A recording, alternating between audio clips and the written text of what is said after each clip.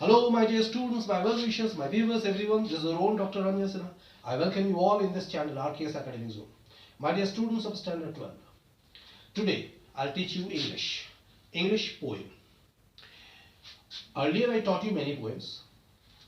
सारे के सारे कविताएं जितने भी हम लोगों ने पढ़ा बहुत ही अच्छे थे, और आज अभी जो प्रेजेंट पोएम हम लोग पढ़ने जा रहे हैं वो भी बहुत ही खूबसूरत पोएम है, और इसको लिखने वाला के.की.एन. दारूवाला है, और प्रेजेंट पोएम का नाम है fire hymn. Fire hymn. Fire मतलब होता है आग, और हाइम मतलब मंत्र बोलते हैं, पवित्र गीत, मंत्र उच्चारण जो भी हो, पवित्र धर्मस्थल में जहां हम लोग गुनगुनाते हैं, गाते हैं, मंत्र उच्चारण करते हैं, लाइक दिस. तो फायर हाइम. अब इस टॉपिक को सार्थक हम लोग देखते हैं कैसे, वो पोएम के माध्यम से हम लोग देख पाएंगे, समझ पाएंगे. कवि जो है थोड़ा दार्शनिक रूप से फिलोसॉफिकल है, उनका जो दर्शन है उनके कविता के माध्यम से पता चलता है. तो चलिए सबसे पहले हम लोग इस कविता को पढ़ते हैं. बहुत ही अच्छा कविता है, और ये खास करके जो के.की.एन. दारूवाला जो है वो क्या है, इंडो एंग्लियन पोएट है, पर्शियन और इंडो एंग्लियन पोएट. उनकी एक कविता जो है कुछ अपने पास्ट एक्सपीरियंस के ऊपर आधारित है, जो कवि अपना कुछ ऐसा जो पूर्व के कुछ अनुभव के ऊपर उन्होंने ये कविता लिखा है यहाँ पर. तो चलिए सबसे पहले इस कविता को पढ़ते हैं, फिर यहाँ पे डिस्कस करेंगे. और थोड़ा सा जो कविता है अगर एक क्लास में पूरा होता है तो ठीक है, नहीं तो उसको हम लोग आगे ले चलेंगे 2 क्लास में. तो चलिए सबसे पहले इस कविता को पढ़ते हैं. आइए. हेलो स्टूडेंट्स ऑफ स्टैंडर्ड 12, आज आप लोगों को मैं इंग्लिश में एक पोएम पढ़ाऊंगा. चूँकि पोएम का सेक्शन जो है थोड़ा भारी होता है उसमें, इसलिए मैं चाह रहा हूँ कि पहले आप लोगों का पोएम का सेक्शन जो है ख़त्म कर दूँ. तो यहाँ पर पिछले जो हम लोग पोएम्स पढ़े हैं वो एक से बढ़कर एक पोएम्स था. अभी जो पोएम हम लोग पढ़ने वाले हैं वो है फायर हाइम. Fire hymn. देखिए, यूजुअली इसका अर्थ समझ लें. फायर का मतलब क्या हो गया, आग, और हाइम हम लोग जो बोलते हैं मंत्रोच्चारण या पवित्र गीत जिसको बोले, मंत्र के द्वारा कोई पवित्र स्थान में वो गीत गाया जाए उसको हम लोग हाइम बोलते हैं. तो ये लिखा हुआ है किसका, आपका Keki N. Daruwalla. Keki N. Daruwalla. Keki N. Daruwalla Indo Anglian poet. ठीक है, तो इंडो एंग्लियन पोएट है, और दारूवाला जो है एक्चुअली ये कवि जो हैं इनको साहित्य अकादमी अवार्ड भी मिला था. साहित्य अकादमी जिसको बोले, साहित्य अकादमी अवार्ड इनको नवाजा गया था. इनका जो कविता होता है खास करके थोड़ा मतलब फिलोसॉफिकल जिसको बोला जाए, दर्शन से जुड़ा हुआ है कविता. तो चलिए पहले ये कविता हम लोग पढ़ते हैं, देखते हैं इस कविता के बारे में क्या है. तो जैसा कि मैंने पहले भी आप लोगों को कहा कि ये प्रेजेंट पोएम जो है फायर हाइम जो है, ये कविता के.की.एन. दारूवाला के द्वारा रचित एक रचना है जो आप याद रखेंगे हमेशा. और के.की.एन. दारूवाला स्वयं साहित्य अकादमी अवार्ड के प्राप्तकर्ता भी थे. उनकी कविताएं उनके शब्दों में होती थी, यानी उनके शब्द जो है कविता में बहुत मायने रखता था. तो और कविता को समझने के लिए शब्दों को समझना ज़रूरी है, उसके अर्थ को समझना ज़रूरी है, ताकि आप उस कविता को अच्छे से समझ पाएँ. ये वर्तमान जो कविता है, ये इसके आउटलाइंस में थोड़ा बता दूं. यहाँ पर ये एक बर्निंग घाट जिसको बोला जाए, एक घाट के बारे में कवि का कुछ अनुभव है, उसके साथ जुड़ा हुआ अनुभव है जिसको कवि यहाँ देखते हैं, और घाट में जो चीज़ें हो रही है उसको देखकर उनको कुछ पिछले वारदात जो है उनके साथ हुआ है उसको वो यहाँ एक्सप्लेन करना चाह रहे हैं, उसको बताना चाह रहे हैं. तो चलिए सबसे पहले पढ़ते हैं, देखते हैं क्या लिखा हुआ है उसमें से. The burning Ghat erupted phosphorescence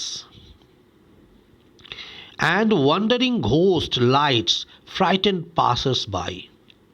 As moonlight scuttled among the bones, once strolling at dawn past river bank and ghat, we saw embers losing their cruel redness to the grey ash that swallows all half cooked limbs.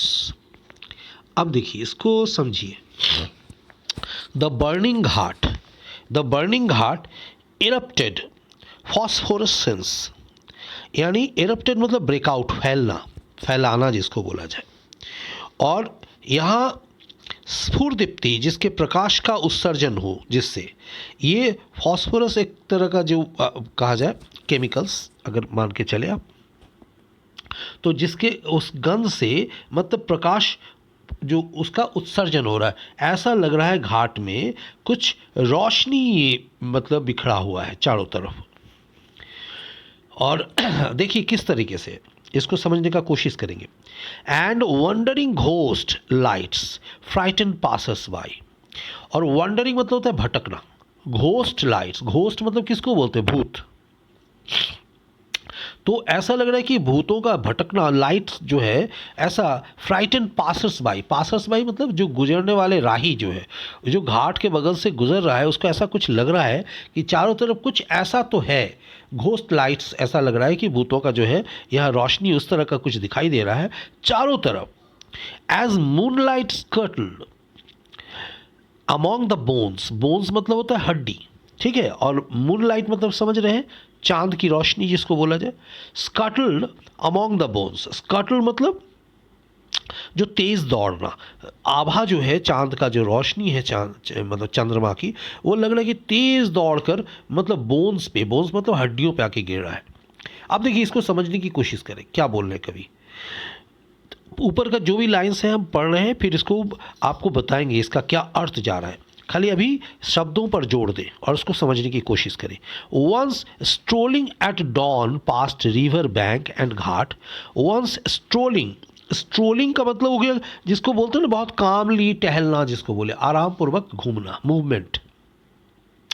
Eight dawn past river bank and ghat, dawn मतलब बोलते हैं don and dusk, जैसे बोलते हैं ना भोर का जो समय होता है, तो वहाँ कोई बहुत आराम पूर्वक, जैसे कैसे नदी के घाट में, बैंक मतलब किनारा, और उस घाट के किनारे जो नदी है वहाँ से जो कभी टहलता भी है लोग, वो उस जगह में, क्योंकि वहाँ घाट के बगल में लोग टहलने के लिए भी आते हैं।